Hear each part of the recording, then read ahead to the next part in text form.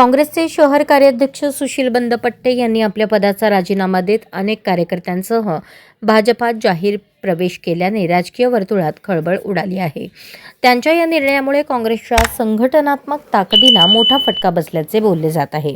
शुक्रवारी भाजपकडून इच्छुक उमेदवारीचा अर्ज भरताच सुशील बंदपट्टेंच्या प्रवेशामुळे भाजपची ताकद अधिक वाढल्याचे चित्र आहे। आगामी महापालिका निवडणुकीच्या दृष्टीने हा प्रवेश भाजपसाठी महत्त्वाचा मानला जात आहे। दरम्यान या राजीनामा नाट्यामुळे सोलापूरच्या राजकारणात चर्चांना उधाण आले असून पुढील काळात आणखी काही नेते पक्षांतर करतील का याकडे सर्वांचे लक्ष लागले आहे।